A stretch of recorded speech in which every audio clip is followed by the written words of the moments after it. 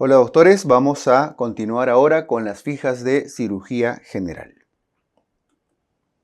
La causa más frecuente de apendicitis en niños, recuerden que es el aumento del tamaño de los folículos de Rux. ¿Okay? La causa inflamatoria suele ser más frecuente. Y en adultos, la causa más frecuente de apendicitis son los coprolitos o los fecalitos.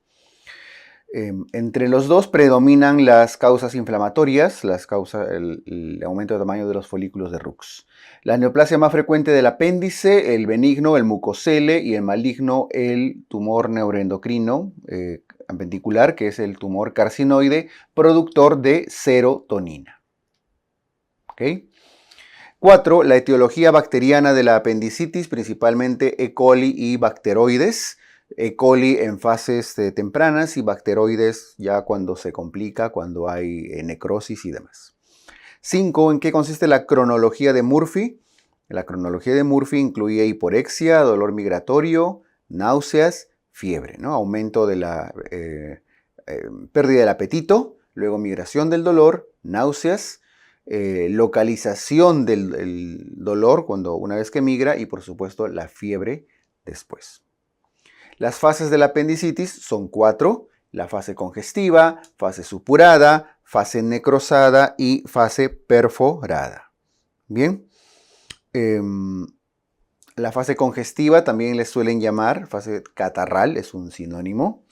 El germen que predomina en esta fase, no hay una proliferación bacteriana importante, pero dentro de los que predominan suelen ser los gram negativos. La fase congestiva se relaciona con la clínica del dolor visceral. Recuerden que el dolor visceral está asociado a estímulo de fibras simpáticas tipo C, poco mielinizadas. Por eso el dolor es inicialmente inespecífico, mal localizado. ¿Ok? La fase supurada es llamada también una fase flemonosa. Esta fase supurada o flemonosa se caracteriza por dolor localizado. Aquí las fibras que están siendo estimuladas son las fibras somáticas tipo A, ¿okay? Que ya tienen mayor cantidad de mielina, por eso la conducción del dolor es mucho más intensa y por eso el dolor se siente mucho más localizado. 12. La fase necrosada se manifiesta clínicamente con que en la fase necrosada lo que encontramos es principalmente fiebre, aumento de la temperatura. El germen que predomina en la fase perforada son los gram negativos E. coli, pero también puede haber bacteroides. ¿Okay? Aquí lo agregamos. Gram negativos y bacteroides. Gram negativos, E. coli a la cabeza. ¿Okay?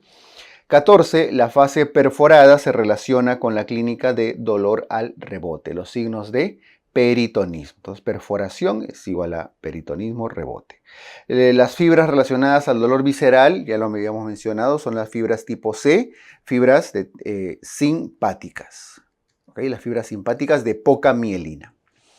Y las fibras relacionadas al dolor somático corresponden a las fibras tipo A, específicamente las fibras somáticas, ¿okay? De mayor cantidad de mielina.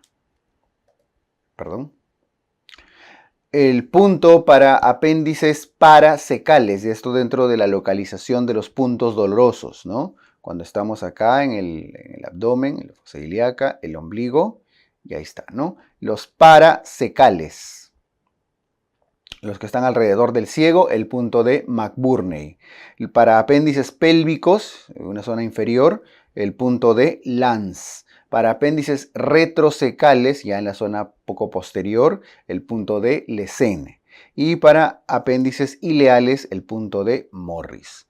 Morris, McBurney, los parasecales, Lanz, los pélvicos, y Lesene, los retrosecales. ¿Okay? El más frecuente de todos, el punto de McBurney. El dolor en la fosa ilíaca derecha cuando uno tose corresponde al signo de Dunphy. Tosemos y nos duele la fosa ilíaca derecha, un signo indirecto de apendicitis aguda. ¿Okay?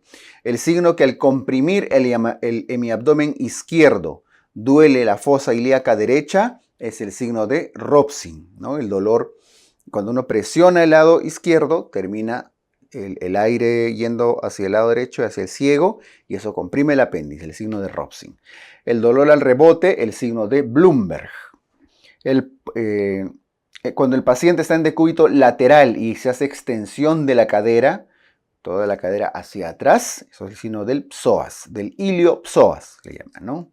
Aquí vamos a poner del iliopsoas. ¿Qué identifica el signo del psoas? El signo del psoas identifica apéndices de localización retrocecal principalmente. Cuando el paciente está en decúbito dorsal y se flexiona la cadera, eso es el signo del obturador, apéndices de localización bastante inferior. Entonces, recuerden, si lo que hay es decúbito lateral y extensión de la cadera hacia atrás, signo del iliopsoas. Si está en decúbito dorsal y se flexiona la cadera, signo del obturador. Bien, aquí el apéndice seguramente está en una localización bastante inferior, ¿no?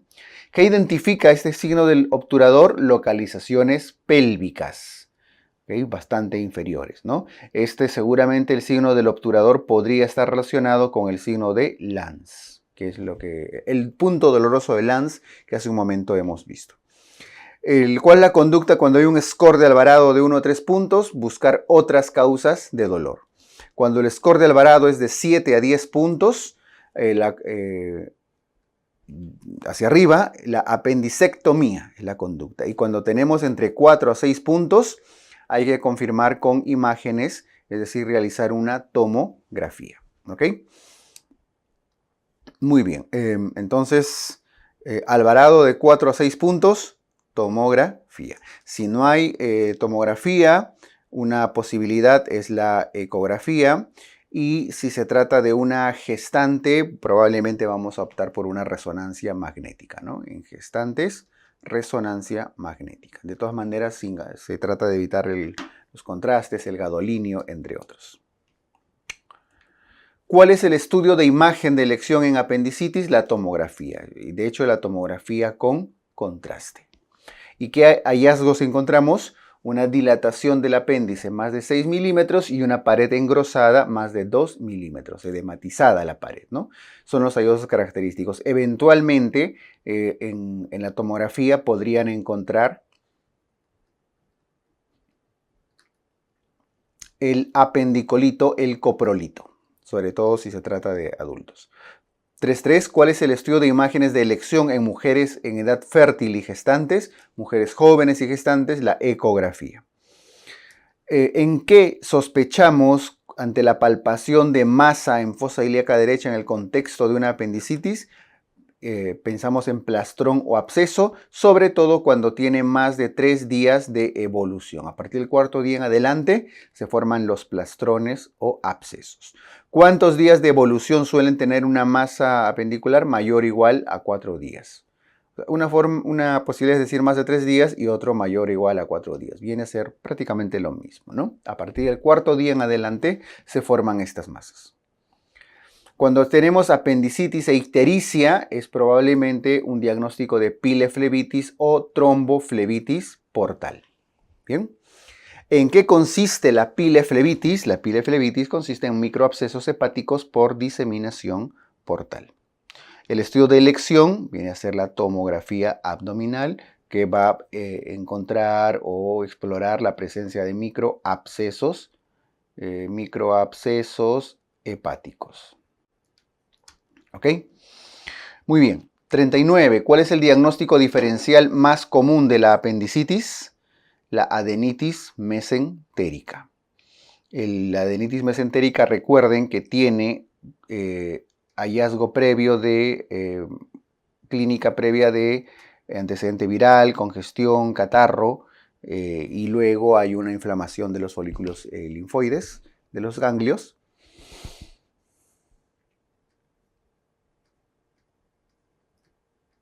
Recuerden que la adenitis mesentérica está asociado a linfocitosis, ¿ok? Muy bien. ¿Cómo se diferencia la adenitis mesentérica de una apendicitis aguda? Recuerden lo que acabamos de mencionar, linfocitosis y antecedente viral. El manejo de la apendicitis en general es la apendicectomía, salvo ciertos casos muy particulares. En principio, si la apendicitis es no complicada y además esta apendicitis no está relacionado a un coprolito, podría optarse en ciertos casos muy específicos por tratamiento con manejo antibiótico, no quirúrgico. Pero condición básica es que no haya coprolito, ¿ok? Muy bien. La conducta quirúrgica de elección en base, cuando la base está en buen estado, apendicectomía a muñón libre. ¿Ok? Muy bien. Apendicectomía a muñón libre cuando la base está buena. Pero cuando ya la base del apéndice está comprometida, ya tenemos base perforada, ciego comprometido, entonces se realiza una apendicectomía con una jareta invaginante, ¿no? Se invagina. Cuando tenemos peritonitis localizada, el tratamiento es apendicectomía y drenaje con antibiótico terapia, ¿cierto?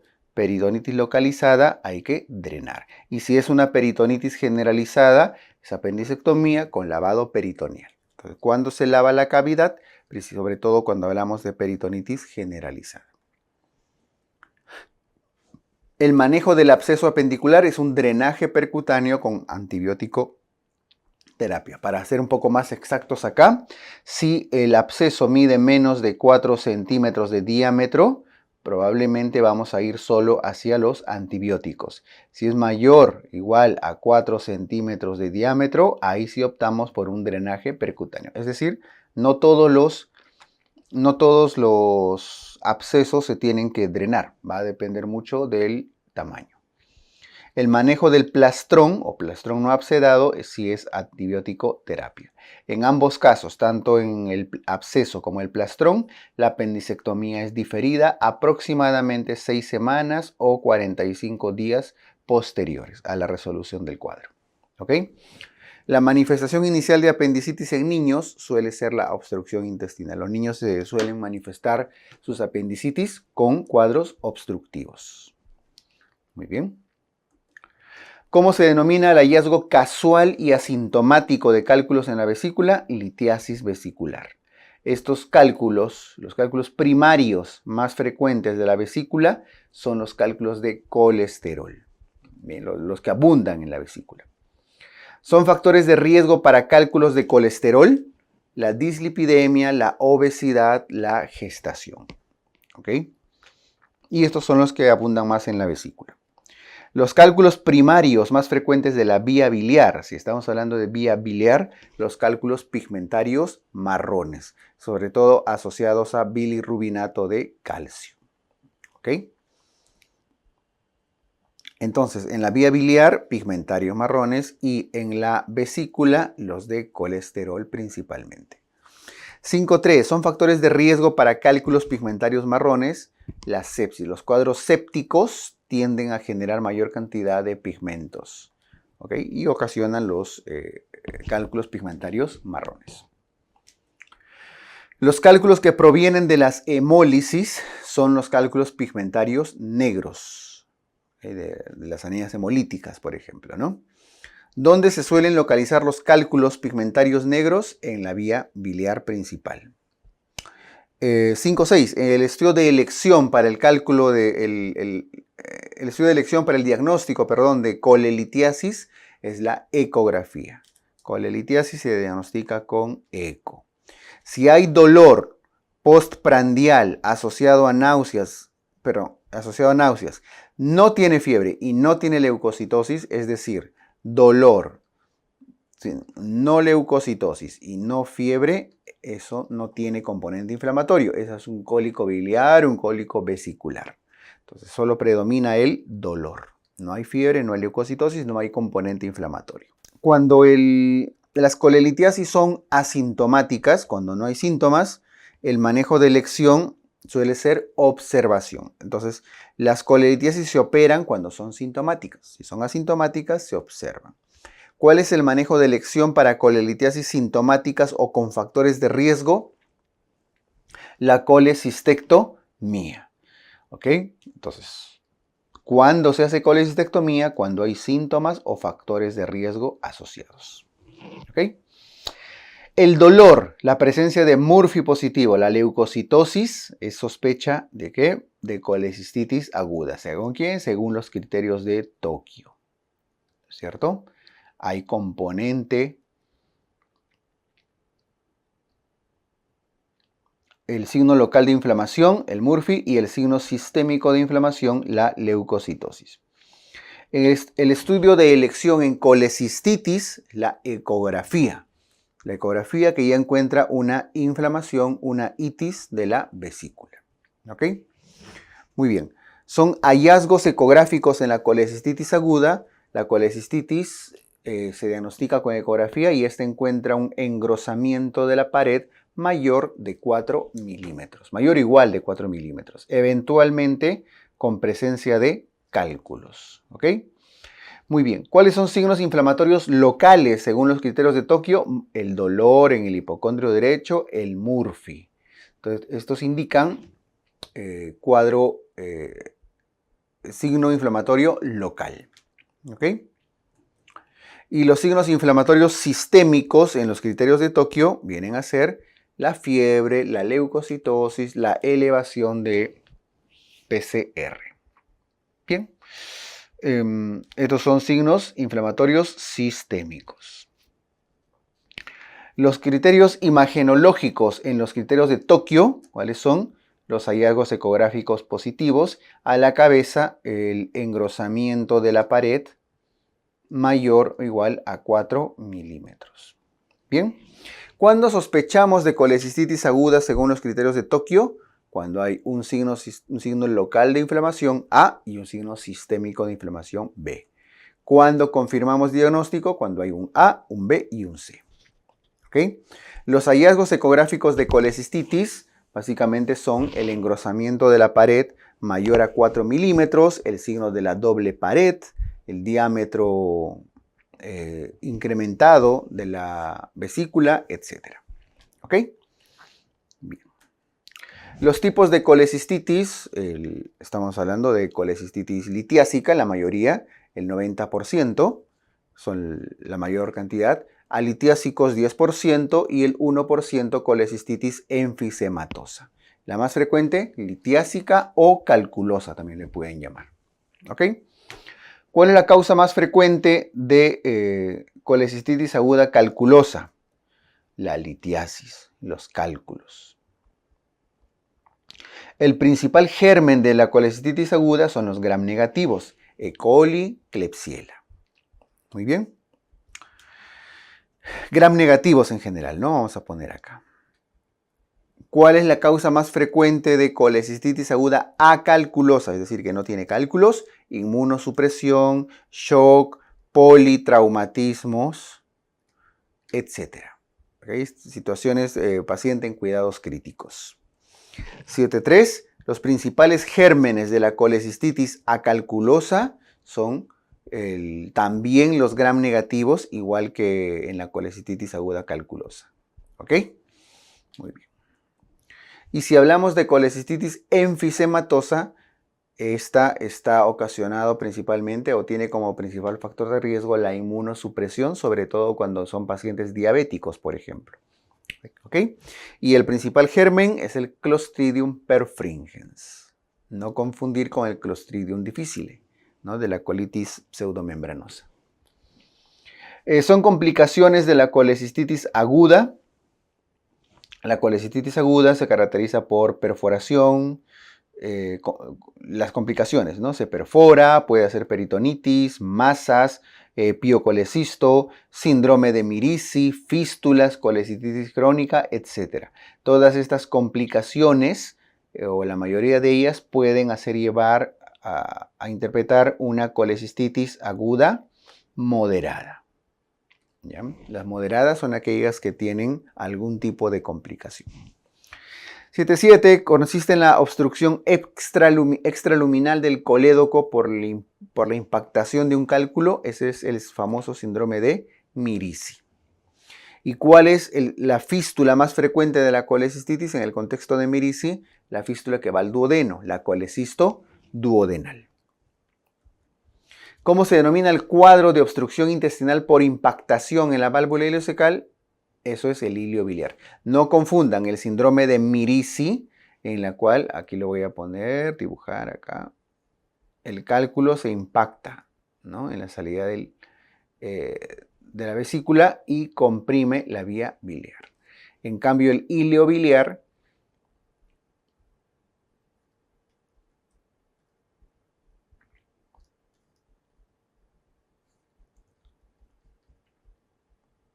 está la vesícula, ¿no?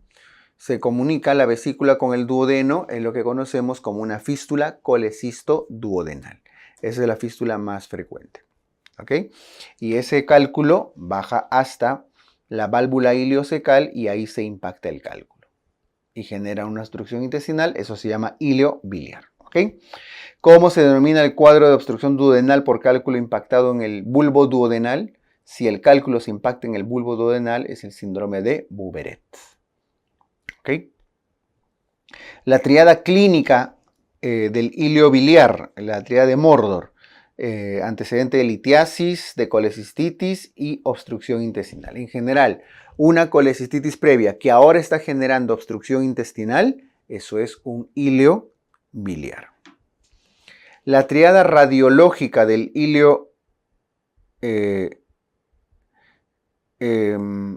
la triada radiológica del ilio biliar, llamada también triada de Rigler.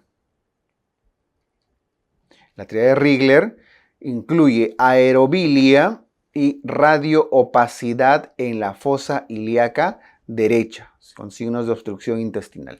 Donde vean aerobilia con signos de obstrucción, signos radiológicos de obstrucción, eso es muy probablemente ilio biliar. ¿Ok? ¿Cómo se maneja en ilio biliar? Primero se trata la obstrucción intestinal, esto de acá, arriba lo estoy mostrando, y luego se trata la fístula. Entonces, primero se soluciona el ilio biliar. ¿Ok? ¿Cómo se denomina la imagen de la colecistitis crónica con paredes calcificadas? Cuando las paredes se calcifican, eso ya corresponde a un cuadro de cronificación. Eso se denomina vesícula en porcelana. De hecho, de ahí viene la imagen blanquecina, blanca, ¿no? Como si fuera porcelana.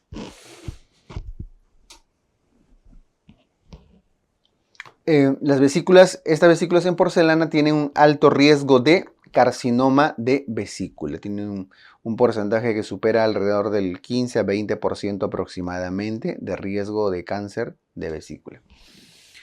Se define colecistitis aguda severa cuando presentan, ¿qué cosa? Compromiso multiorgánico. ¿Okay? Las severas, recuerden que las moderadas son las que tienen algún tipo de complicación que hemos visto hace un rato, ¿no? ¿Cuál es el tratamiento de elección de la colecistitis aguda? La colecistectomía laparoscópica. Eso ya está por sentado, ¿no? Es el gold estándar de tratamiento. ¿Cuál es el tratamiento de elección en casos de colecistitis severa? Cuando tenemos colecistitis severa, aquí ya la Colelab no es la indicación principal. La colecistitis severa tiene contraindicación de Colelab, de hecho, y lo que se busca es hacer un drenaje percutáneo a la vesícula o la vía biliar, que es lo que denominaríamos colecistostomía. ¿Ok? Muy bien.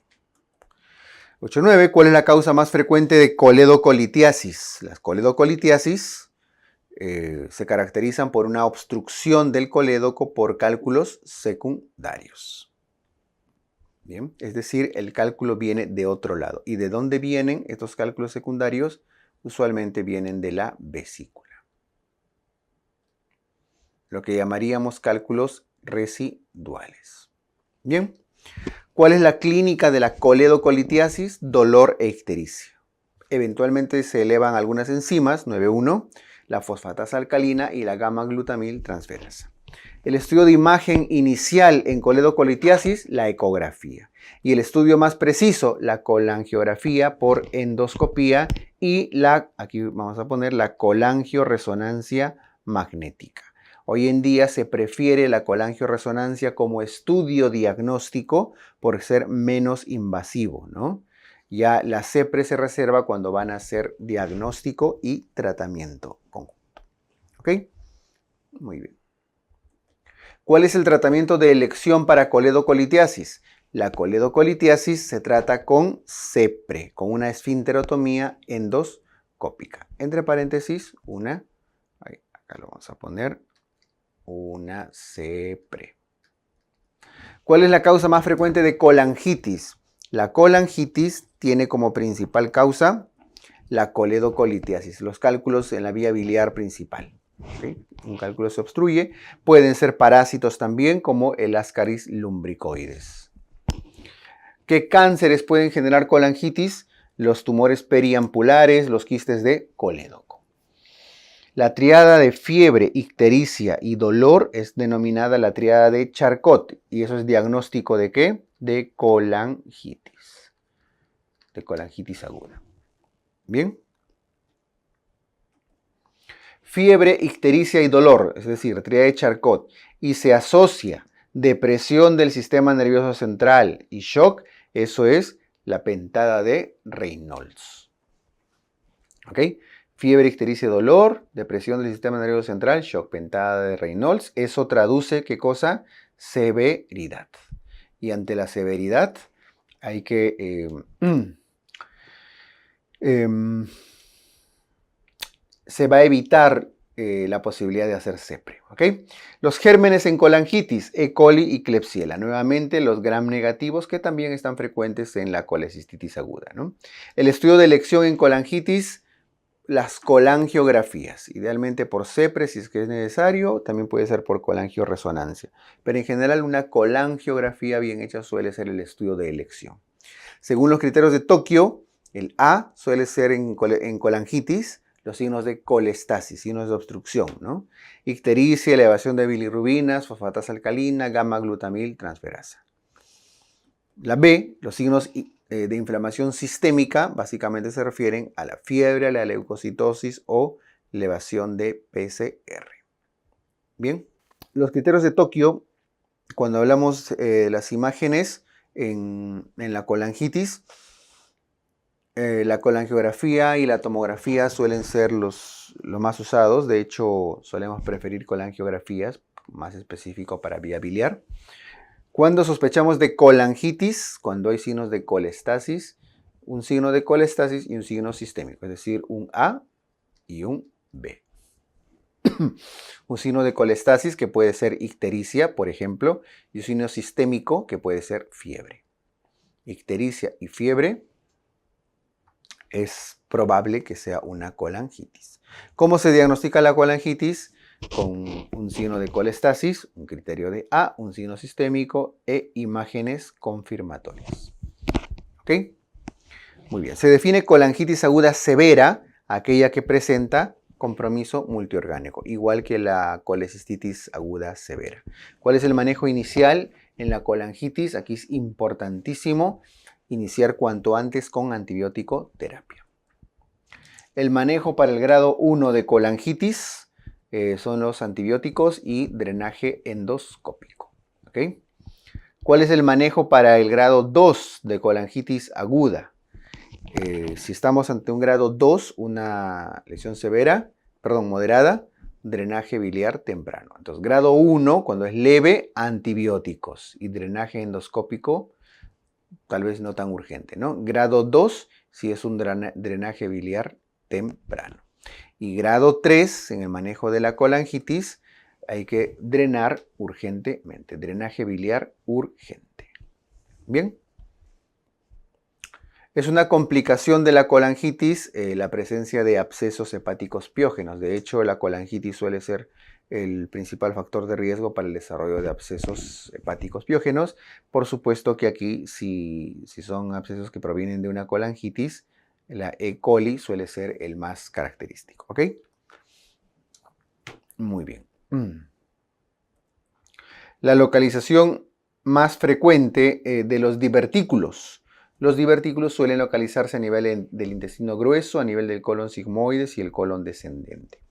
Bien. Son factores de riesgo de enfermedad diverticular. Los divertículos se caracterizan por una edad mayor de 50 años, estreñimiento crónico, sobre todo la edad y el estreñimiento. Las formas de presentación más frecuentes aquí dice, ¿no?, de la hemorragia diverticular, debería decir forma de presentación más frecuente de la enfermedad diverticular, que la mayoría de veces es asintomático, pero cuando hace síntomas, la hemorragia suele ser una de las formas de presentación más comunes. ¿Ok? 116. Localización más frecuente de hemorragia diverticular. Los sangrados suelen ocurrir más en el lado derecho, en el colon derecho. ¿Cuál es el estudio de elección para la hemorragia diverticular? Colonoscopía, a menos que se encuentre en una fase aguda, en shock, donde sí va a ser contraindicado hacerle una colonoscopía, ¿no? Cuando está en shock con sangrado activo, no se recomienda realizar. ¿Cuál es la localización frecuente de la diverticulitis colónica? Se localizan con más frecuencia a nivel del sigmoides y el colon descendente. Bien. Los factores de riesgo de diverticulitis, suele ser la edad, el estreñimiento crónico, ya lo hemos dicho. La triada clínica de la diverticulitis, dolor, palpación de masa y fiebre. Dolor en el lado izquierdo, por supuesto. Masa palpable en el lado izquierdo y fiebre. ¿Ok? ¿Cuál es el estudio de elección en diverticulitis aguda? En diverticulitis, idealmente la tomografía con contraste, al igual que la apendicitis.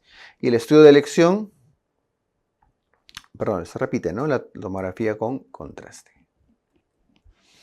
Hinchey 1 corresponde a abscesos pericólicos o flemones, ¿no? Sobre todo los engrosamientos de la pared. O abscesos muy pequeñitos. Hinchey 2 corresponde a abscesos ya más grandes, más localizados, abscesos pélvicos, intraabdominales o retroperitoneales. Hinchey 3 cuando hay peritonitis purulenta y Hinchey 4 cuando hay peritonitis fecaloidea. Me adelanto, ¿cuál es el tratamiento de los abscesos pericólicos? Hinchey 1, manejo antibiótico.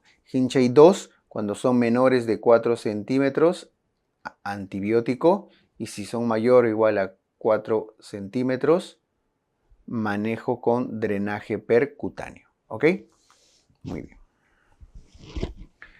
¿Qué estudio está contraindicado en la diverticulitis aguda? En la diverticulitis está contraindicado la radiografía de colon con contraste, por la posibilidad de que al estar perforado pueda generarle una peritonitis química. ¿Cuál es la colostomía de elección cuando hay diverticulitis colónica complicada? La colostomía tipo Hartmann, es decir, a una sola boca. ¿Ok? ¿Cuál es la fístula más frecuente de las diverticulitis agudas? Las diverticulitis, cuando fistulizan, van en primer lugar a la vejiga, por eso colovesicales. Vamos con peritonitis. La etiología de la peritonitis primaria. Las primarias se caracterizan por ser monogérmenes E. coli a la cabeza, ¿no? Gram negativos. Algunos ciertos tipos de estafilococos, entre otros, pero suele ser un único germen. El tratamiento de la peritonitis primaria, antibiótico terapia. La peritonitis secundaria está relacionado a flora polibacteriana, ¿no? Ok. La primaria, un único germen, y la secundaria es polibacteriana. El tratamiento de la peritonitis secundaria es eliminar el cuadro, ¿no? El manejo quirúrgico. Y la etiología de la peritonitis terciaria es que sea principalmente micótica, ¿no? Eso, por supuesto, puede generar, puede estar ocasionado por inmunosupresión, etc. El tratamiento de la peritonitis terciaria es principalmente antibiótico terapia. La antibiótico terapia, sobre todo cuando estamos pensando en micosis o causas similares. El estudio para abscesos residuales, en general todo absceso debe estudiarse con tomografía y su tratamiento es el drenaje. La causa más frecuente de obstrucción del intestino delgado, las bridas y adherencias, pero específicamente postquirúrgicas. ¿Okay? Es lo más frecuente de todo. Y la obstrucción del intestino delgado, si el paciente es no operado, entonces vienen a ser las hernias. ¿Ok?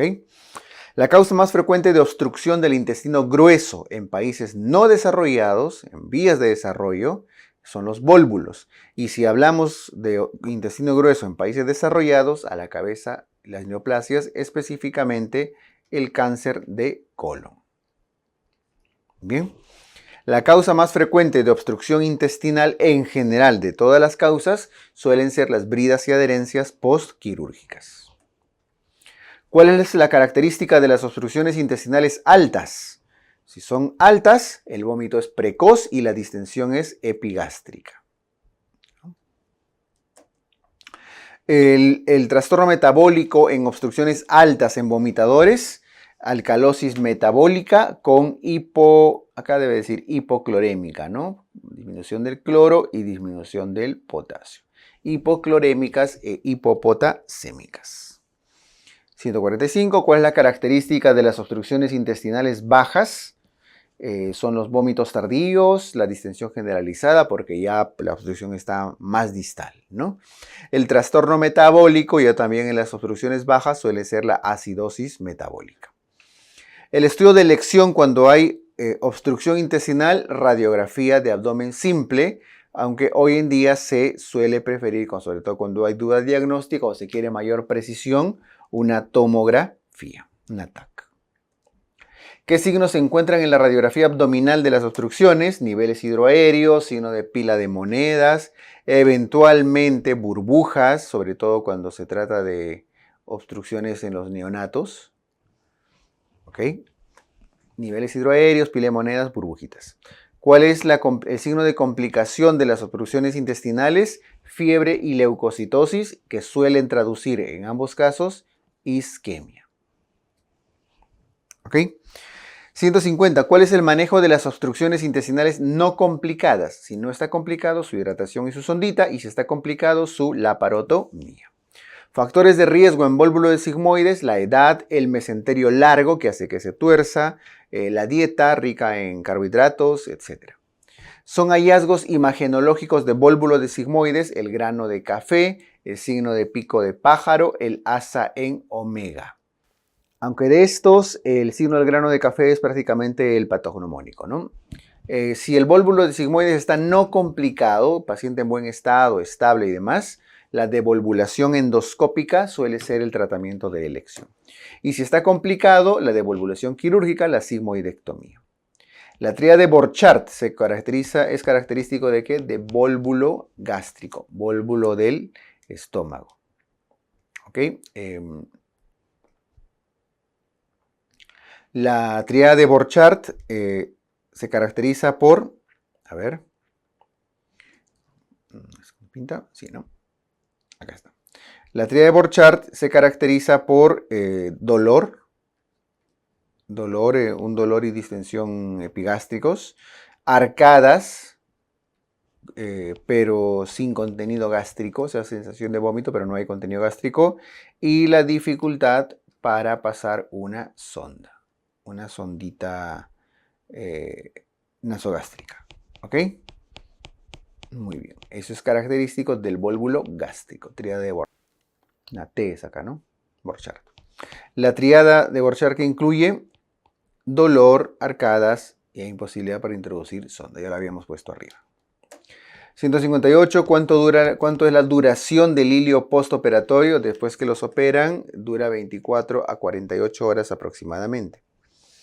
Y la obstrucción por pinzamiento aortomesentérico es el síndrome de Wilkie, ¿sí? Ese ángulo que está por debajo de la arteria mesentérica y que puede generar obstrucciones. ¿Qué estructura anatómica se ve obstruida? En principio la tercera porción del duodeno, la vena renal izquierda y el proceso uncinado del páncreas. Suelen ser las estructuras que esa reducción, ese pinzamiento aortomesentérico puede generar. Consiste en la pseudoobstrucción del colon. Si el colon tiene una pseudoobstrucción, ese es el síndrome de Ogilvie. Y el factor de riesgo más importante son el consumo de narcóticos, de opioides, ¿no? Y por supuesto, cirugías previas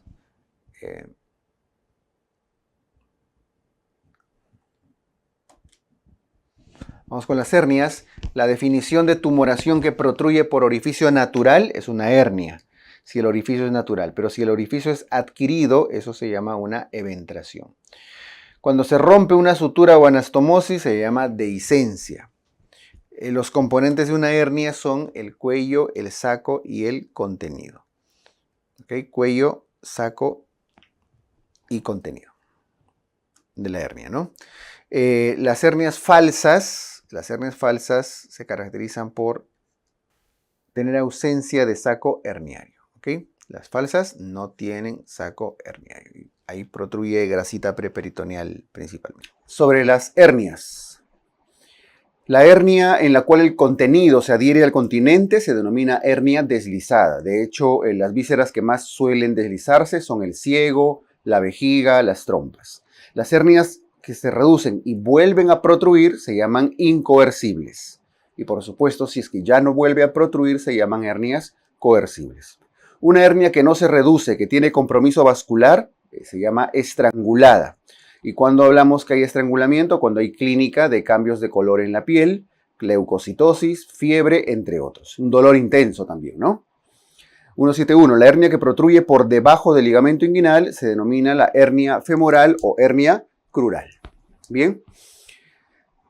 Está por debajo del ligamento inguinal y es muy frecuente en mujeres multíparas. Bien. 172. La hernia que protruye por el borde lateral del músculo recto y la línea semilunar es la hernia de Spiegel. Línea semilunar, línea arqueada, etc. La hernia que contiene el divertículo de Meckel se denomina la hernia de Littré. Es una hernia bastante frecuente, o frecuente de pregunta, ¿no? La hernia que tiene el saco, el apéndice, en ambos son apéndices. Si está en el saco crural, hernia de Garengot. Y si está en el saco inguinal, hernia de Amiant. De hecho, la definición más exacta es la apendicitis por una hernia, una incarceración de un apéndice en el saco crural, o la apendicitis por una incarceración del apéndice en el saco inguinal. La hernia que protruye por el triángulo de Hesselbach, la hernia directa. Recuerden que los límites de Hesselbach son el ligamento inguinal, los vasos epigástricos inferiores y el borde del músculo recto anterior. Bien.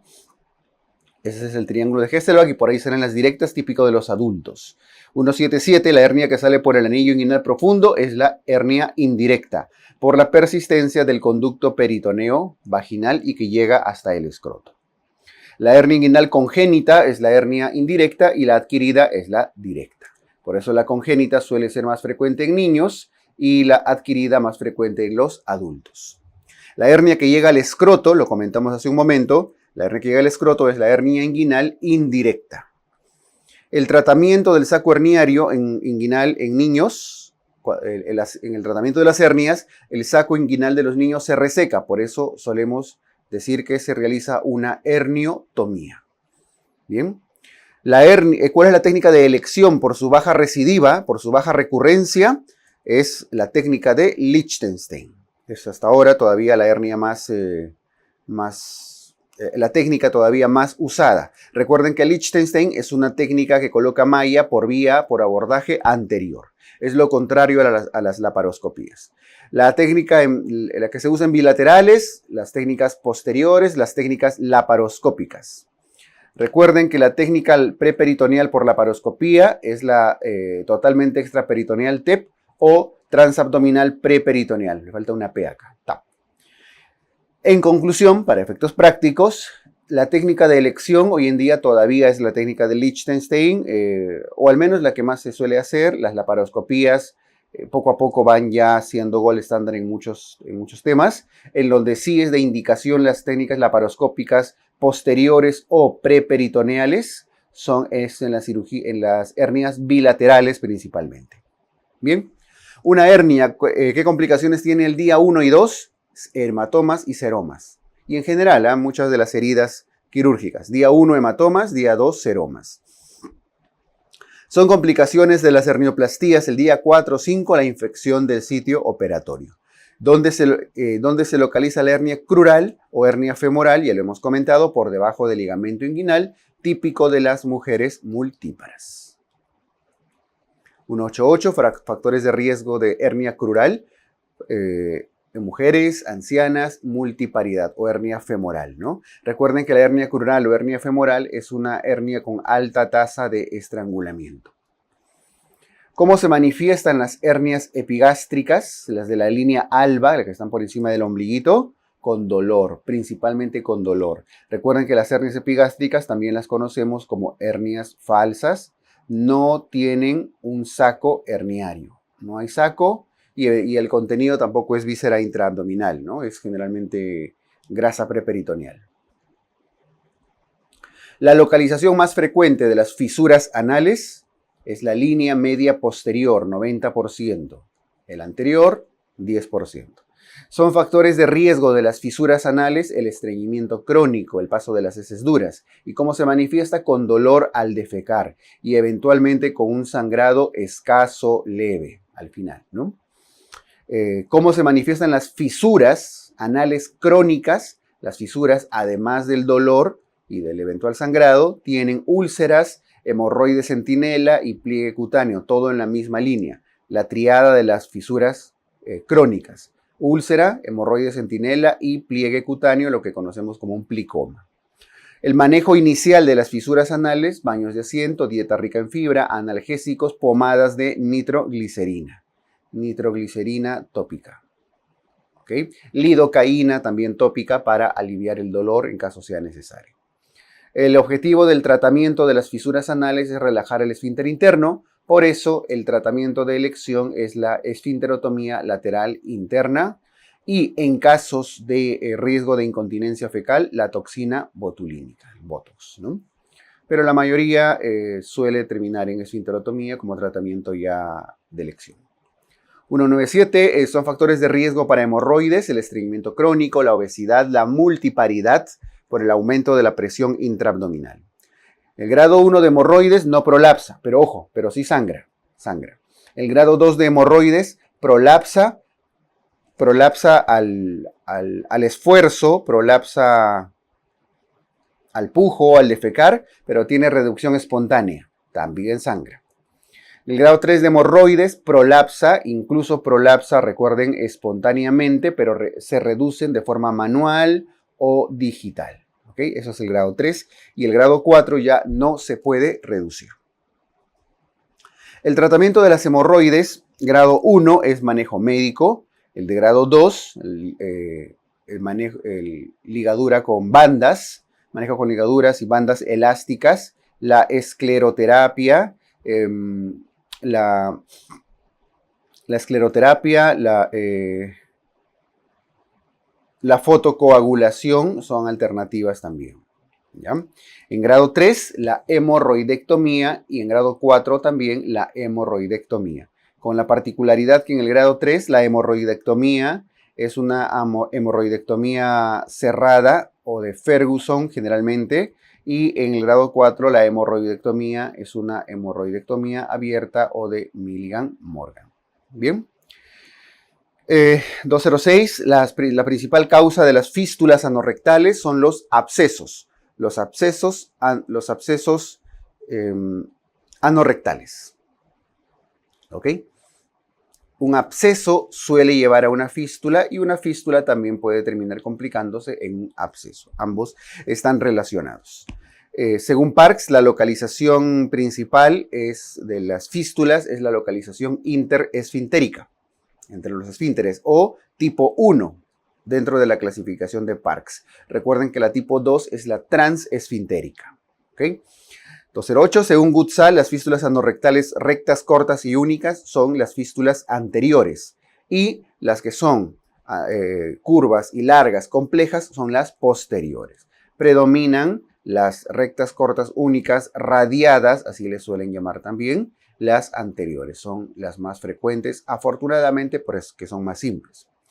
En el estudio de elección de las fístulas, la resonancia magnética es hoy en día ya ha superado a la ecoendoscopía.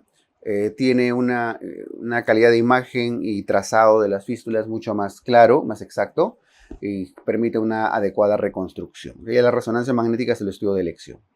El tratamiento más común son de las fístulas, es la fistulotomía, mientras la fistulotomía, sobre todo cuando son fístulas bajas o no complejas, que son la mayoría, y fistulectomía en caso sean altas. ¿Ok? Muy bien. Es causa frecuente de abscesos la infección de las glándulas perianales.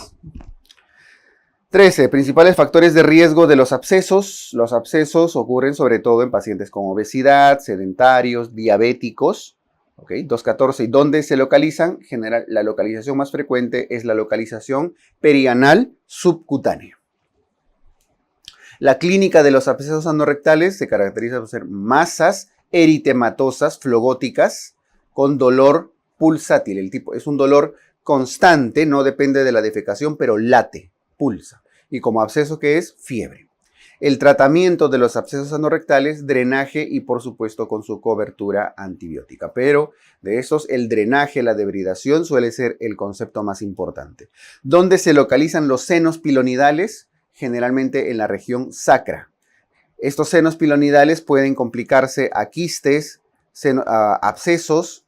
Cuando un seno pilonidal se complica a un quiste pilonidal, el tratamiento suele ser la marsupialización. ¿Cómo se manejan los senos pilonidales cuando se abscedan? Como todo absceso, drenaje. ¿Cómo se define politraumatismo? 2 o más lesiones, de las cuales al menos una de ellas pone en riesgo la vida de la persona. ¿Ok? Esa es la definición de politraumatismo. 2 o más lesiones vitales. Con eso pueden resumir todo. ¿Cómo está la inmunidad en un politraumatizado? Está disminuida, se le considera inmunosuprimido. ¿Qué radiografías se deben solicitar en un politraumatizado? Radiografía cervical, de tórax, de pelvis. Son las 3 radiografías mínimas que un politraumatizado debe tener.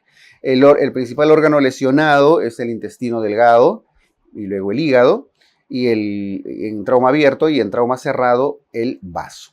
Conclusión, trauma abierto, intestino delgado, cuchillo, bala. Trauma cerrado, accidente de tránsito, caídas, el vaso. Aunque las diferencias tampoco es que sean muy exactas, ¿no? Muy pequeñas, perdón. O muy grandes, disculpen. Son muy cercanas ahí las prevalencias tanto de vaso como de hígado. ¿En qué caso se indica el manejo quirúrgico en trauma abdominal? En trauma abdominal se indica cirugía cuando hay perforación, peritonismo, inestabilidad hemodinámica. ¿Y cuando indican observación? En pacientes que están hemodinámicamente estables, que no hay perforación, que no hay peritonismo. ¿Okay? Todo lo contrario. Esta es probablemente la fija más importante porque resume y detalla cuáles son las situaciones en las cuales sí vamos a tener que operar. 227, ¿cuál es el estudio de elección en pacientes hemodinámicamente estables en trauma? Si están hemodinámicamente estables, la tomografía es el estudio de elección. Y si están hemodinámicamente inestables, el FAS. Ya el lavado peritoneal va quedando de lado en la historia, se hace muy poco.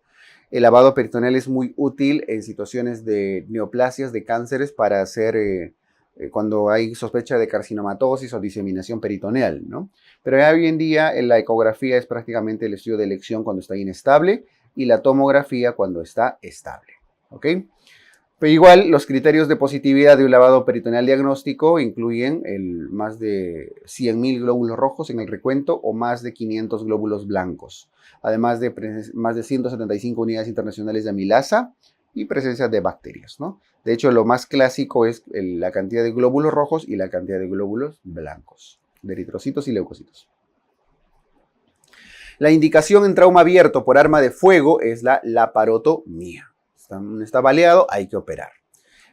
Cuando se observa un paciente con trauma por arma de fuego, la observación es cuando está no perforado, hemodinámicamente estable. Los mismos criterios que hemos visto hace un rato para la observación de los pacientes con trauma abdominal.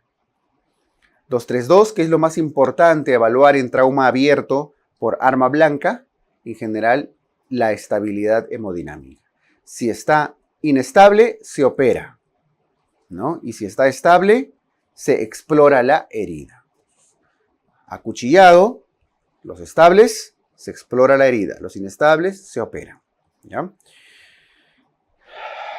Y por cierto, si una vez que se explorara la herida, si es una herida penetrante, va a ir a la laparotomía. Y si es una herida no penetrante, va a quedar en observación seguramente y sutura de la lesión, ¿no? ¿Qué es lo más importante evaluar en trauma cerrado? Como en la mayoría de traumas, la estabilidad hemodinámica. La conducta, cuando está estable, un accidente de tránsito con trauma cerrado, está estable, se observa. Y si se encuentra estable, ¿qué estudio vamos a realizar? Tomografía, lo hemos visto hace un rato.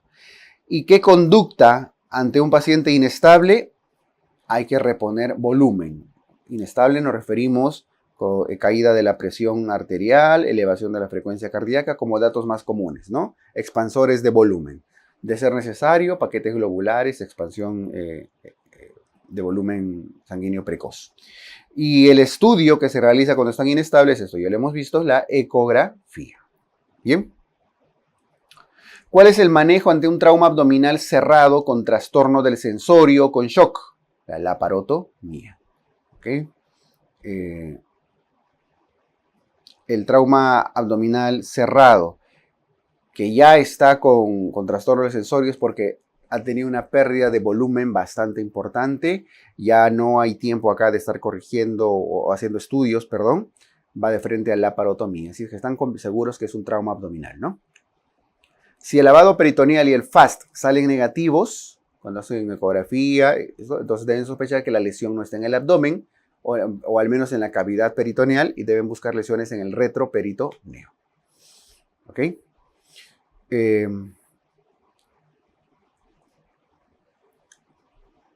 ¿Y con qué estudio? Si nuestro lavado peritoneal y ecografía salen negativos, sospechamos de lesiones de retroperitoneo, ¿con qué estudio? Recuerden que para el retroperitoneo el estudio de elección suele ser la tomografía. Muy bien, cuando hay equimosis periumbilical en un trauma, se denomina signo de Cullen, es alrededor del ombligo, y cuando la equimosis está en los flancos, el signo de Gray-Turner, ¿no? Usualmente relacionado a lesiones retroperitoneales.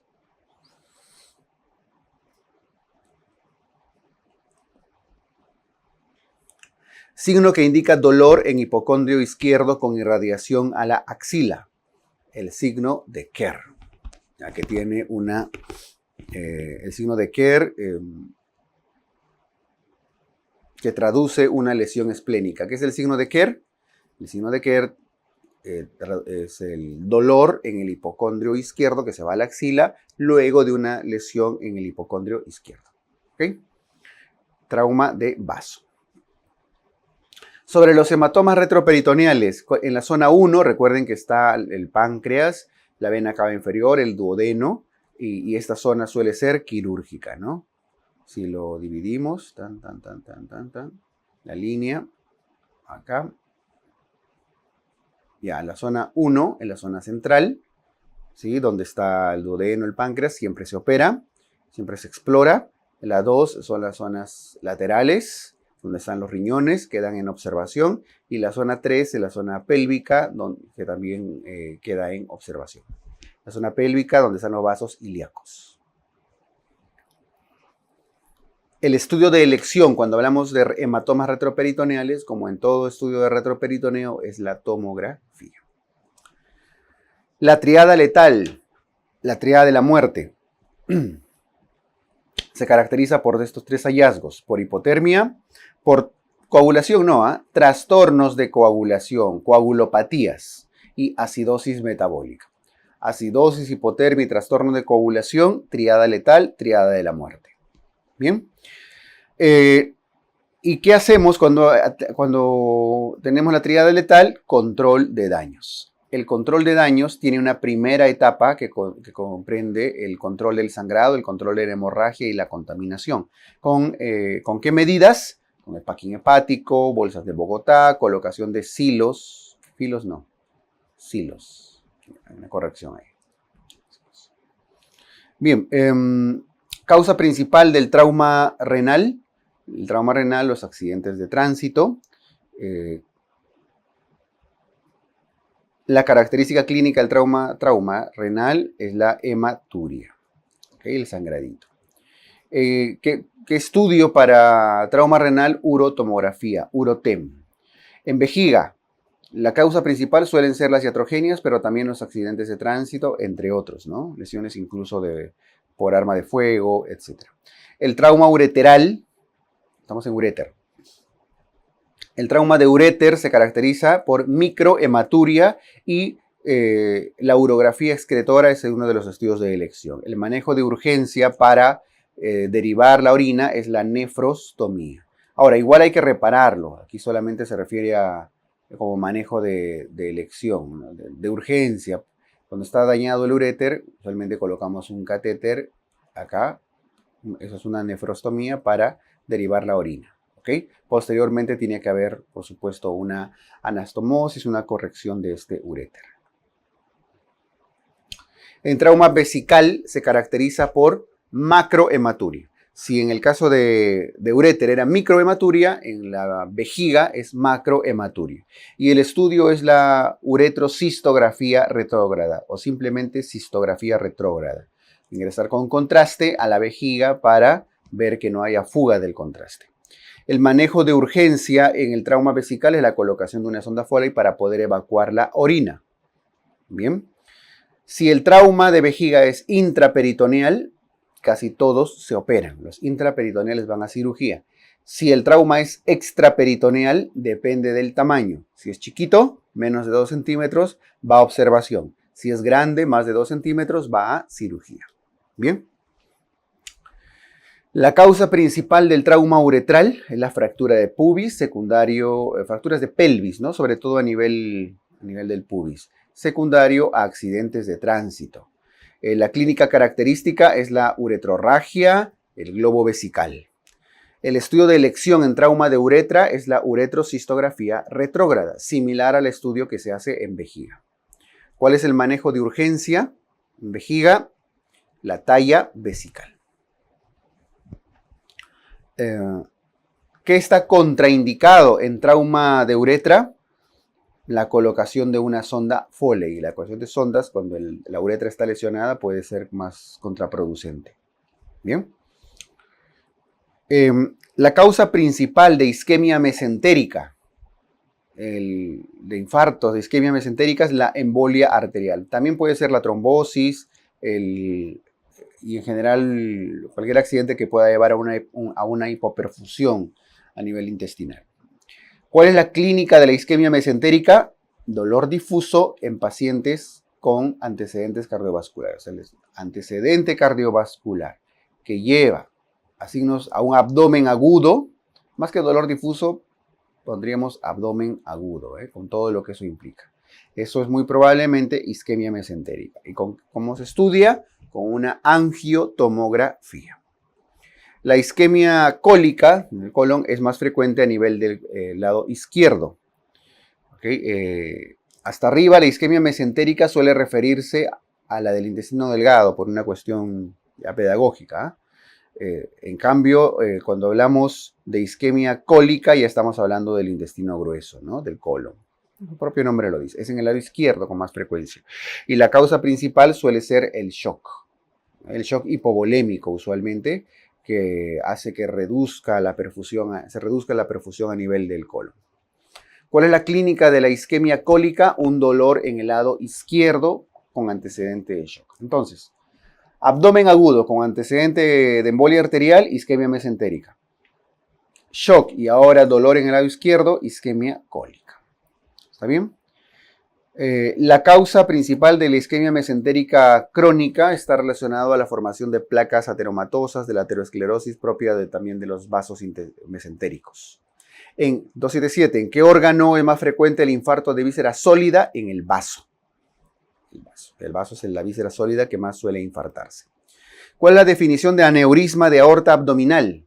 Un aneurisma de aorta abdominal se define como aquella que su diámetro al dilatarse incrementa más del 50%. Son factores de riesgo comunes en aneurismas de aorta, la hipertensión, el tabaquismo.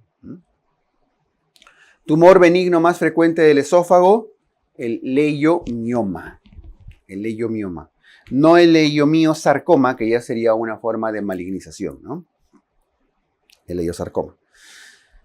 La manifestación más frecuente de los tumores de esófago es la disfagia.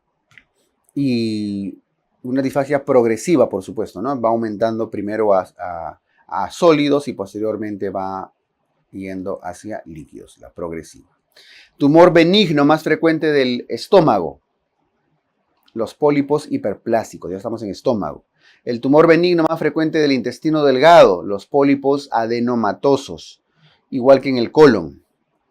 Y 284, precisamente en el colon, los adenomas del colon, ¿no? Sin tilde, pueden ser tubulares, vellosos y túbulo-vellosos. ¿Cuáles son los que tienen más posibilidad de malignizar? Los vellosos, los adenomas vellosos. ¿Cuál es el tipo de adenoma de colon que maligniza? Lo que acabamos de decir, los adenomas vellosos.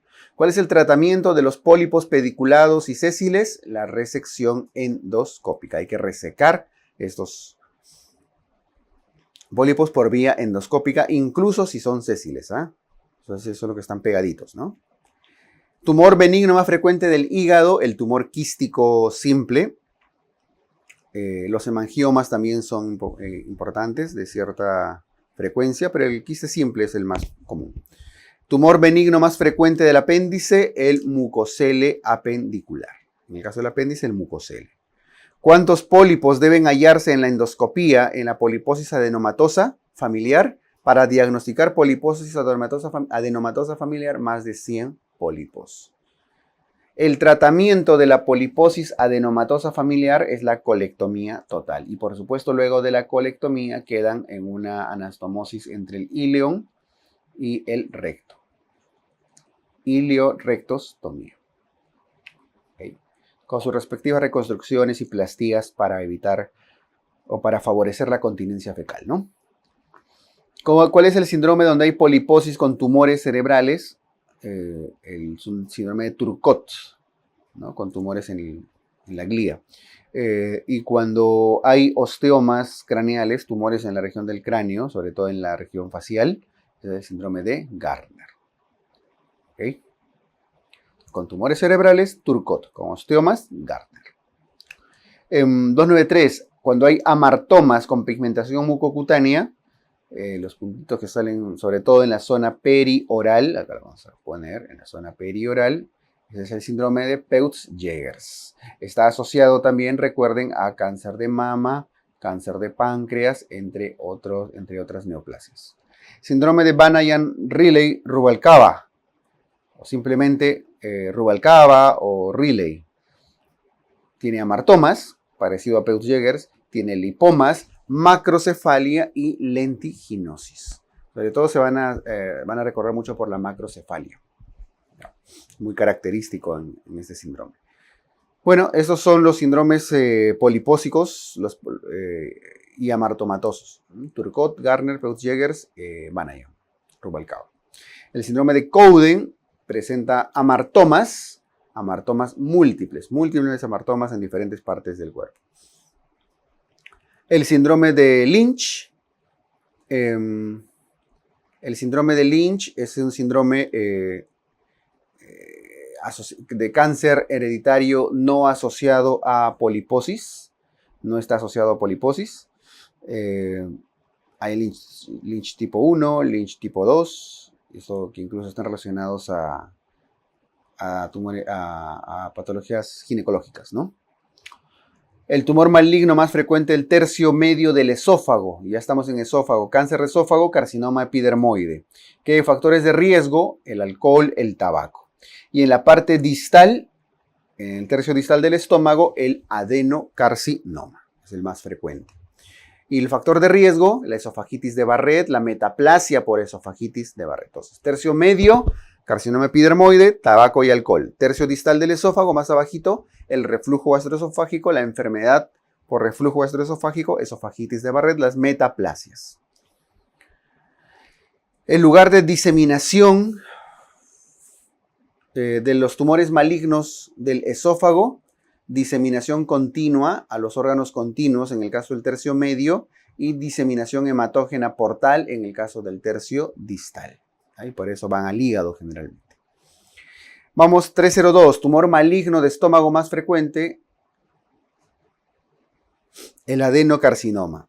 Y la localización más común, el antro. Son factores de riesgo, los antecedentes familiares, la cabeza, el grupo sanguíneo tipo A, el Helicobacter pylori suele ser de los desencadenantes, la anemia perniciosa, la dieta rica en nitratos e nitritos, ¿no? Las comidas a altas temperaturas, etc. Las lesiones premalignas comienzan sobre todo con la gastritis crónica atrófica. Recuerden que para que haya gastritis crónica atrófica, el Helicobacter pylori genera el proceso inflamatorio crónico que lleva a la atrofia. Y esta atrofia lleva a la metaplasia, luego a la displasia, y eso lleva al adenocarcinoma. Esa es la ruta de la gastritis crónica. La otra ruta es la vía de los pólipos. Los pólipos también pueden terminar malignizando. ¿Okay? La clínica más frecuente del cáncer gástrico es la baja de peso, el dolor epigástrico, la llenura precoz, la anemia propia de las neoplasias del tracto gastrointestinal. Es bastante inespecífica, pero a veces aparecen hallazgos más específicos como el 307, el ganglio de Virchow, el ganglio supraclavicular, el ganglio de Irish es el ganglio axilar, el ganglio o tumor de María José, el ganglio periumbilical. Los tres son característicos del cáncer gástrico. El cáncer gástrico temprano es el que no llega a la capa muscular, así se define, ¿no? El early, no llega a la capa muscular. El adenocarcinoma de tipo intestinal es el que tiene un alto grado de diferenciación, es el que termina formando glándulas bastante diferenciadas. ¿Ok? Y el adenocarcinoma de tipo difuso es el de bajo grado de diferenciación. Este es el que termina formando las famosas células en anillo de sello. ¿Ok? Muy bien. Más frecuente suele ser en nuestro medio el de tipo intestinal, generalmente. El estudio diagnóstico de elección en cáncer gástrico es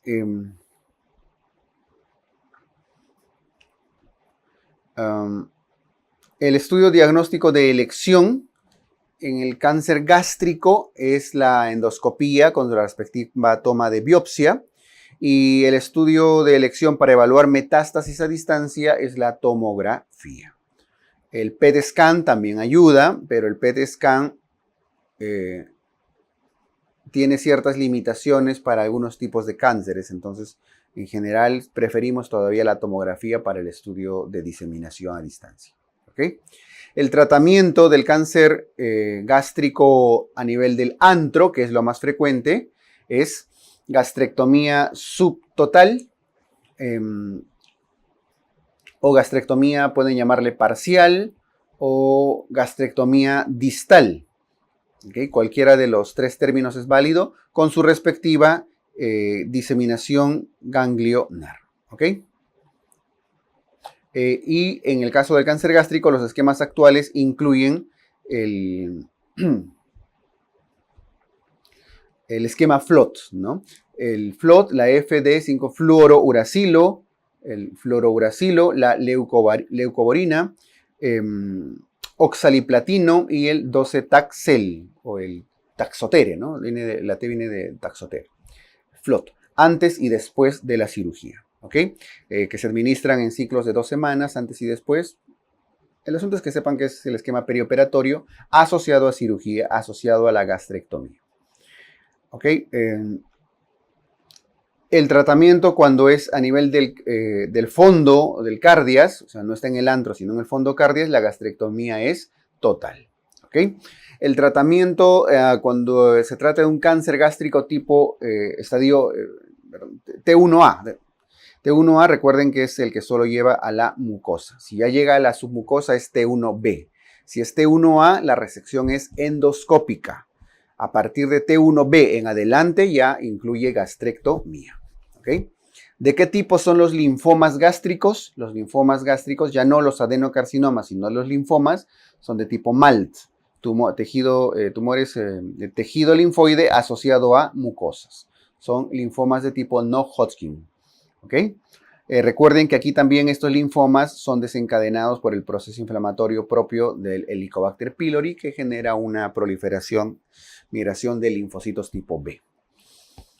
Y es lo que dice acá, ¿no? Los linfomas gástricos se asocian a infección por Helicobacter pylori. ¿Cuál es el tratamiento de los linfomas gástricos? Los linfomas requieren manejo médico, quimioterapia generalmente. La cirugía está reservada solo para casos de alta recurrencia o en el cual el manejo médico ya no es suficiente. La localización más frecuente de los tumores GIST, de los tumores del estroma gastrointestinal, son el estómago, el intestino delgado principalmente. El cáncer colorectal más frecuente,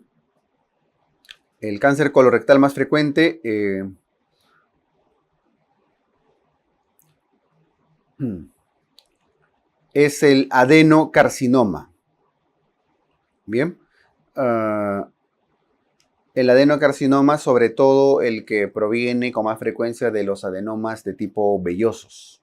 ¿Okay? Dentro de los factores de riesgo está la edad, los antecedentes familiares. Generalmente a partir de los 40, 45 años ya empieza a aumentar el riesgo y a partir de los 50 ya se suele disparar. Síndromes hereditarios que ya hemos visto, adenomas, la obesidad, el tabaquismo, etc. Esos son los que aumentan, y los que disminuyen en general suelen ser los AINES, que suelen administrarse cuando hay alto riesgo, ¿ok? Los antiinflamatorios no esteroideos.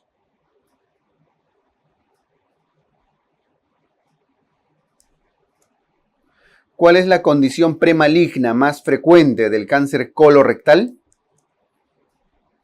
La condición premaligna del cáncer colorectal más frecuente son los pólipos adenomatosos, que son los que terminan muchas veces evolucionando a cáncer de colon. ¿Okay? La clínica que predomina en el lado derecho, en los cánceres del lado derecho, es la anemia, sobre todo a nivel del ciego, del colon ascendente. Aunque la anemia es común a casi todos los tipos de cánceres, como que es una constante más frecuente acá. La clínica en el lado izquierdo, principalmente la obstrucción intestinal por el tipo de crecimiento anular que suele tener el tumor en esta región. Bien.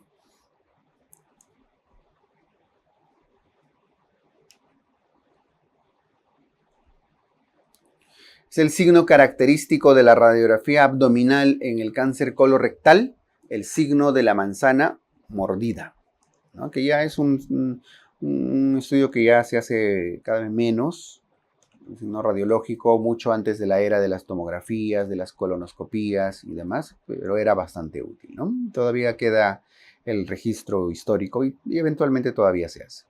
El estudio de elección en el diagnóstico finalmente va a ser la colonoscopía con la toma de biopsia. El estudio de elección para evaluar metástasis a distancia en cáncer colorectal es la tomografía. Como en la mayoría de diseminaciones de cáncer, el estudio de elección suele ser la tomografía. El marcador tumoral en cáncer colorectal es el antígeno carcino embrionario, el CEA. En el tamizaje de cáncer colorectal se realiza principalmente la colonoscopía. Suele ser todavía el estudio que con más frecuencia se hace.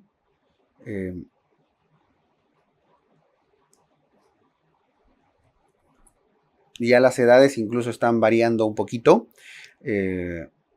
Y bueno, la inmunoquímica fecal, ¿no? El FIT se refiere al test de inmunoquímica fecal. También se puede hacer, bastante más accesible, incluso se evita realizar los estudios colonoscópicos, pero en nuestro medio hacemos colonoscopía todavía. ¿Ok? En el 333, el tamizaje de cáncer colorectal en pacientes de bajo riesgo se suele indicar a partir de los 45 años. Antiguamente decíamos a partir de los 50, ¿no? Hoy en día ya esto ha bajado por el aumento de la incidencia. Ya es a partir de los 45 años y se va repitiendo cada 10 añitos. Cuando tienen alto riesgo el cáncer colorectal, ya baja a partir de los 40 años. Y cuando hay síndromes hereditarios como la poliposis adenomatosa familiar y demás, esto se va individualizando. Bien. Ok. ¿Cómo se trata el cáncer colorectal del lado izquierdo? Hemicolectomía del lado izquierdo, ¿no? Y el del lado derecho, una hemicolectomía del lado derecho. En ambos casos se puede realizar también quimioterapia adyuvante, sobre todo en casos individualizados en los cuales hay enfermedad relativamente avanzada. ¿Ok? Recuerden que FOLFOX y CAPOX son esquemas que se suelen utilizar, son muy similares y de cierta frecuencia para el tratamiento del cáncer colorectal. ¿Ok?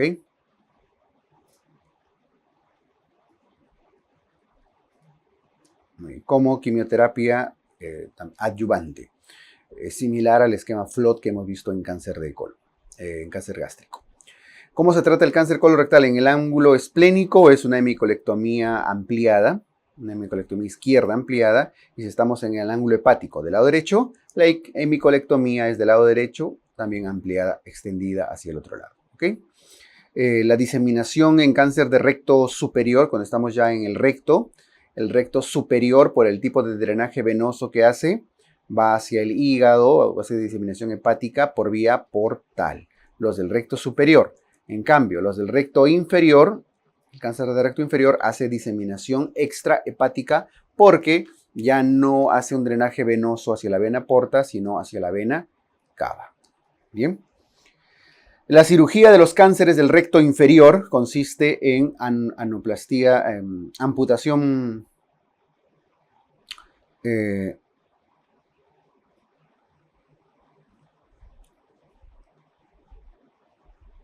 quirúrgica cuando no puede obtenerse un margen adecuado, ¿no? En lo posible, la intención en los cánceres del recto inferior es siempre preservar el esfínter. ¿Ok? Lo ideal va a ser amputaciones bastante limitadas con preservación del esfínter, con márgenes adecuados, pero si no pudiera preservarse el esfínter, no pudiera obtenerse márgenes adecuados, sí va a ser una amputación abdominoperineal, ¿ok? Una resección abdominoperineal. El tipo más frecuente de cáncer de ano es el carcinoma epidermoide o de células escamosas. Los factores de riesgo del cáncer de anito incluyen la infección por virus del papiloma humano, las cepas 16, 18. ¿Sí? El tratamiento del cáncer de anito suele ser la quimioterapia y la radioterapia combinadas. Recuerden que la cirugía está reservada cuando hay falla del tratamiento. Acá en el 345, de fallar el tratamiento, se opta por resección abdominoperineal. Quimioterapia, radioterapia inicial y si hay fracaso, vamos a la resección abdominoperineal. El tumor neuroendocrino apendicular más frecuente es el tumor carcinoide.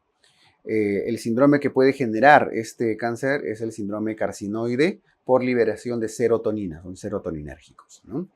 La clínica del síndrome carcinoide incluye rubor facial, eritema cutáneo, mientras el marcador tumoral de tumor carcinoide es el 5-hidroxiindolacético en orina. ¿Ok? El manejo del tumor carcinoide de apéndice menor de 2 centímetros no invasivo es la apendicectomía. El manejo del tumor carcinoide en tumores mayores a 2 centímetros es la hemicolectomía del lado derecho. Entonces, aunque haya hoy en día guías que ya hablan incluso de puntos de corte de 1 centímetro, hay ciertas variaciones. En general, en el examen sí tengan lo más práctico, lo más común que suelen ser todavía los 2 centímetros de tamaño, ¿no? Y ciertos casos individualizados de infiltración, invasión de la base, del mesenterio, etcétera, como indicación para hemicolectomía. El tipo más frecuente de cáncer de vesícula al igual que en la gran parte del tracto gastrointestinal, el adenocarcinoma. ¿Y dónde se suelen localizar? En el fondo vesicular. ¿Qué factores de riesgo? Sexo femenino, la litiasis es el principal factor de riesgo, sobre todo cuando hace procesos crónicos o son cálculos grandes, cuando hay presencia de pólipos adenomatosos, cuando hay complicaciones de la colecititis crónica como vesícula en porcelana, vesícula esclerotrófica, etc. Los tipos más frecuentes del colangiocarcinoma son adenocarcinomas, los cánceres de vía biliar. Y esos se encuentran sobre todo a nivel de la vía biliar extrahepática proximal, a nivel de la bifurcación de los conductos hepáticos, acá, es el famoso Bismuth 2. ¿Ok?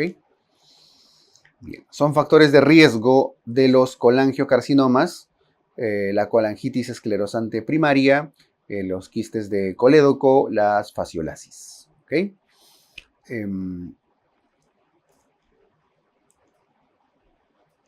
La colangitis esclerosante primaria, eso es el principal factor de riesgo desencadenante, condición premaligna previa de los colangiocarcinomas. Los colangiocarcinomas de la bifurcación hepática se denominan los tumores de Klatskin, corresponden a la clasificación de Bismuth 2. ¿No? Son justamente los que hemos descrito arriba, los que están ahí en la bifurcación. ¿No? Los tumores periampulares, los que están alrededor del colédoco en la parte distal, son el tumor de cabeza de páncreas. Este es el más frecuente de todos. El colangiocarcinoma distal, los ampulomas y los cánceres de duodeno. El tumor periampular más frecuente, acabamos de mencionar, es el cáncer de cabeza de páncreas. Y el tipo histológico es el adenocarcinoma de tipo ductal, muy similar al cáncer de mama, ¿no?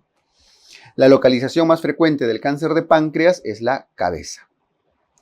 Y los factores de riesgo están relacionados al alcoholismo crónico, a la pancreatitis crónica, al tabaquismo. La tríada clínica del cáncer de páncreas: ictericia, dolor y baja de peso. ¿Ok?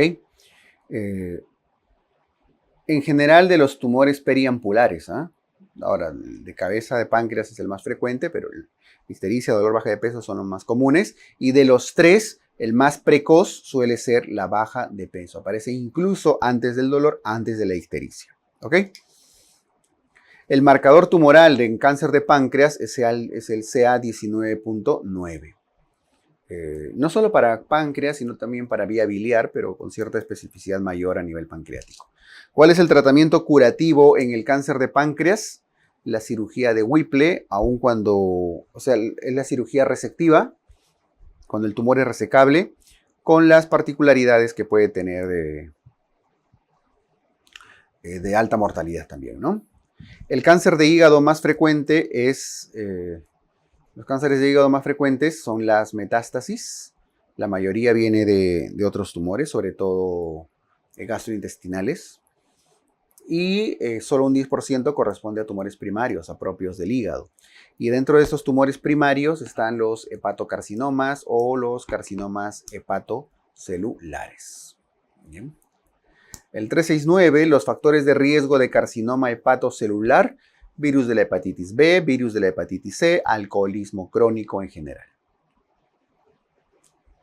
El marcador tumoral del carcinoma hepatocelular es alfa-fetoproteína, AFP. Los criterios diagnósticos para cirugía resectiva de carcinoma hepatocelular es que el hepatocarcinoma esté localizado. O sea, cuando operamos, cuando resecamos un hepatocarcinoma, cuando el tumor es localizado, cuando tiene función hepática adecuada y hay ausencia de hipertensión portal. ¿Ok? Y por supuesto tumores pequeños que tengan menos de 3-5 centímetros, pero lo más importante son las condiciones generales del paciente. ¿Ok? ¿En quiénes está indicado el trasplante en casos de carcinoma hepatocelular? En tumores, cuando el trasplante se indica cuando son tumores únicos, menores de 5 centímetros, o cuando hay 2 o 3 lesiones, cada una menores de 3 centímetros. ¿Ok? El tamaño aquí es importante. Las guías de Milán suelen describir esto. Entonces, o bien es uno pequeño, menor de 5, o son varias lesiones de menores de 3 centímetros. O cuando ya son más grandes, lo que se busca ya es la embolización u otros procedimientos que aminoren. Bien. El tipo de hernia de hiato esofágico más frecuente es la hernia, la tipo 1 deslizada. La hernia de hiato es, del hiato esofágico es la que tiene un deslizamiento, la tipo 1, arriba. Y la clínica más frecuente es el reflujo gastroesofágico. Recuerden que en este caso el cardias asciende, ¿no? El esófago intraabdominal y el cardias ascienden hacia el mediastino y esto altera la anatomía de la unión gastroesofágica y genera reflujo gastroesofágico. El estudio de elección en hernia de hiato es la endoscopía. Muy bien. El objetivo en el tratamiento de la hernia de hiato es el reflujo gastroesofágico. La técnica quirúrgica de elección en el manejo del reflujo gastroesofágico es la fundoplicatura de Nissen. Todavía sigue siendo la técnica de elección. Existen otras que ya generan un cierre menos ajustado, ¿no?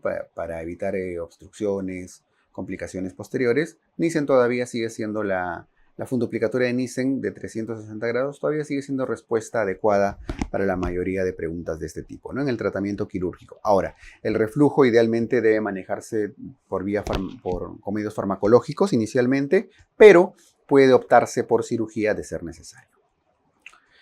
El tratamiento quirúrgico en la acalasia, recuerden que la acalasia es la miotomía de Heller, ¿no? La sección de las fibras del músculo liso.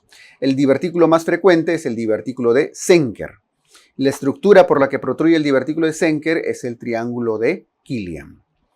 Y la clínica más frecuente del divertículo de Zenker es la halitosis, la cialorrea, la regurgitación de alimentos, ¿no? Sobre todo la halitosis. Donde vean halitosis es muy probablemente un divertículo de Zenker. Recuerden que protruye por el triángulo de Killian, que está en la zona posterior del esófago. 382, el estudio de elección en divertículo de Zenker es el esófagograma. Se busca evitar la endoscopía alta, por supuesto, es una alternativa, pero siempre con el riesgo a veces que termine perforando el divertículo, ¿no? Entonces, idealmente un esofagograma inicial puede ser más útil. El tratamiento quirúrgico del divertículo de Zenker incluye la sección, la miotomía del músculo cricofaríngeo. Muy bien. Dentro de las cirugías gastrointestinales, la definición de Billroth 2 es la gastrectomía distal o gastrectomía subtotal o antrectomía con unión entre el estómago y el duodeno, gastroduodenostomía. Mientras Billroth 2 es que luego de esta gastrectomía distal se une estómago con yeyuno. ¿Okay? En ambos casos se hace gastrectomías. Ahora, la gastroyeyunostomía suele estar asociado dentro de la reconstrucción con una Y de Rux posterior, justamente para evitar ¿qué cosa? Esto, ¿no? La complicación más frecuente de Billroth 2, el síndrome de asa aferente, el reflujo alcalino también, y esto lo solemos manejar con una Y de Rux. La cirugía de Whipple corresponde a una duodeno-pancreatectomía cefálica. Ya sabemos que es la cirugía de Whipple es la principal indicación para la exéresis de los tumores periampulares. La manifestación en fase temprana del síndrome de Dumping corresponde al dolor abdominal, a deshidratación, a diarrea, a taquicardia, siempre en fases tempranas. Recuerden que el síndrome de Dumping se denomina también síndrome de vaciamiento gástrico rápido. ¿Ok? En fases tardías del síndrome de Dumping, estas pueden generar o mostrar hipoglicemia. ¿Ok? El tratamiento del síndrome de Dumping corresponde a una dieta hipoosmolar fraccionada.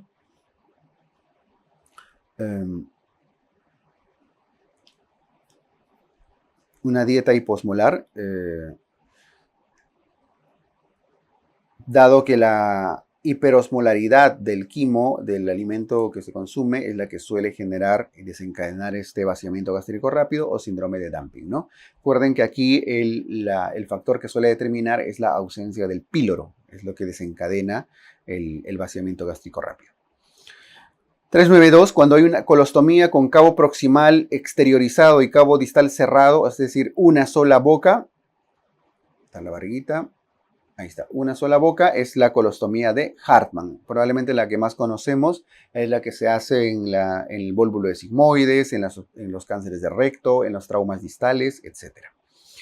La colostomía a doble boca con cabos separados se denomina la colostomía de Devine. Los cabos separados. ¿Ah? Ahí está, es el ombligo. Los cabitos separados, colostomía de Devine o doble boca. Cuando son a doble boca próximas son la colostomía de Mikulicz, es un nombre que suele dársele. Ahí está, como el cañón de escopeta, ¿no? Ahí está, cabos próximos. Muy bien, esto respecto a las colostomías, de hecho la que más solemos hacer o reconocer y se suele preguntar es la colostomía tipo Hartmann. Las vagotomías se indican principalmente cuando hay sangrado gástrico persistente, cuando las vagotomías se hacen por encima de la bifurcación hepática, es decir, ¿no? Cuando el nervio vago, antes que se bifurque en su rama hepática, acá, a ese nivel donde está la flechita, es una vagotomía troncal, troncular. Cuando está por debajo de la bifurcación hepática, acá, es una vagotomía selectiva. Mantiene la inervación de la rama hepática, ¿no? Y cuando ya es vagotomía de las ramas parietales, las que inervan específicamente el cuerpo fondo del páncreas, del estómago, se denomina vagotomía parietal, de ramas parietales, o ultraselectiva. ¿Ok? Entonces, troncal, selectiva y ultraselectiva. ¿Ok? ¿A qué distancia del píloro se realiza la vagotomía ultraselectiva? Usualmente a 6 o 7 centímetros del píloro, respetando la pata de ganso. Es decir, del píloro a unos 6 o 7 centímetros, ahí se inicia la sección de las fibras para evitar justamente proteger en esta sección la patita de ganso que suele estar inervando el píloro, ¿no? Para generar mejores resultados y menores complicaciones. En caso de perforación de úlcera duodenal, ¿qué se realiza? Cuando se perfora una úlcera, se hace una rafía y el parche de Graham. Se cierra, se rafía y se coloca un parche epiploico, el parche de Graham. ¿Cómo se denominan a las cirugías bariátricas que reducen el continente? A las cirugías bariátricas que reducen la capacidad de cirugías restrictivas. Y las cirugías bariátricas que reducen la absorción de alimentos, cirugías mal absortivas. La manga gástrica, que es una de las cirugías que más se realizan hoy en día, es la restrictiva. La manga es una cirugía tipo restrictiva. La banda, recuerden que la manga es, no confundan, la manga es esta, ¿no? Cuando hacen una gastrectomía, lo que más se está haciendo.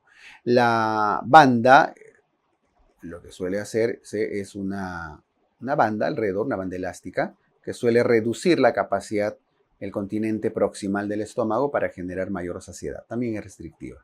El bypass es mixto. El bypass gástrico termina haciendo cierto tipo de resección también, restricción y mala absorción. Es una técnica mixta. Hoy en día la técnica que más que se recomienda más en el manejo de la obesidad es el bypass gástrico. Ojo, se solía decir, e incluso lo hemos marcado en alguna clave de examen, la manga. Ya la evidencia actual dice que es el bypass el que tiene mejores resultados, ya viendo todas las series a largo plazo. La manga gástrica de todas maneras tiene mayores efectos rebote y otras complicaciones. La que tiene mejores efectos incluso en el manejo metabólico suele ser el bypass gástrico. Entonces, ese concepto lo corregimos y lo actualizamos. Son indicaciones para cirugía bariátrica. Índice de masa corporal por encima de 35 y en todo caso, si es que está entre 30 y 35, cuando hay alguna enfermedad metabólica asociada, ¿no? Tipo diabetes y demás. ¿Ok?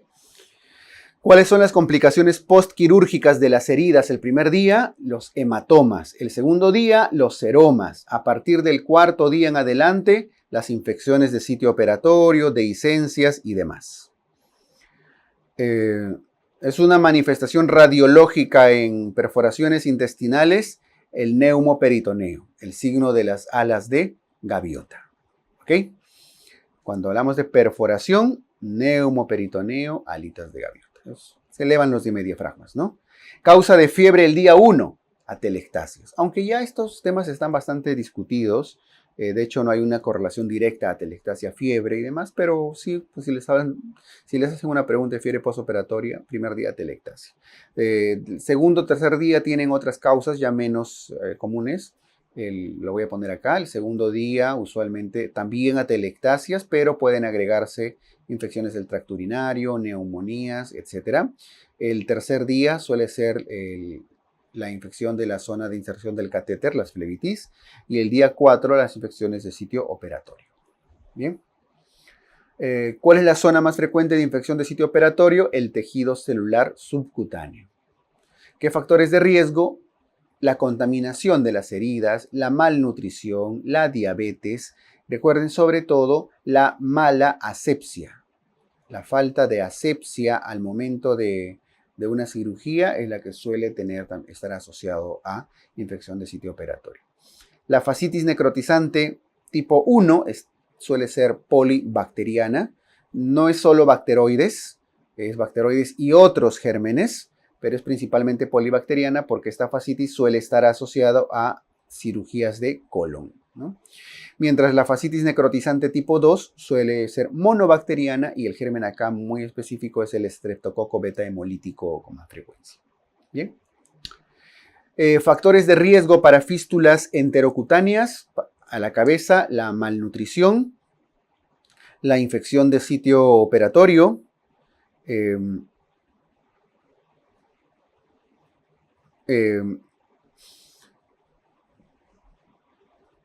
eso respecto de las fístulas. Las fístulas con más probabilidad de cierre espontáneo son las fístulas por debajo de las válvulas iliocecales o de bajo gasto.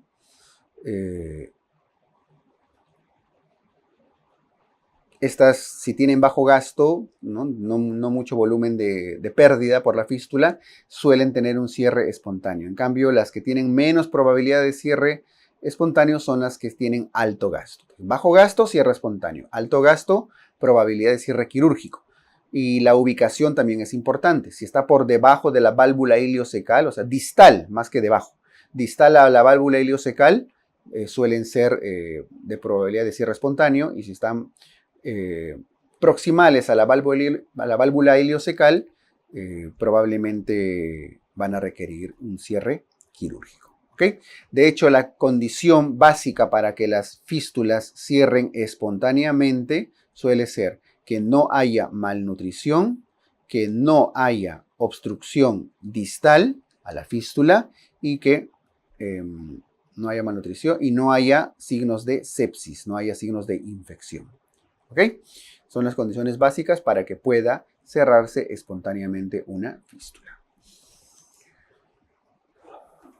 Muy bien. Bien, doctores, esto fue las fijas de cirugía general. Muchas gracias.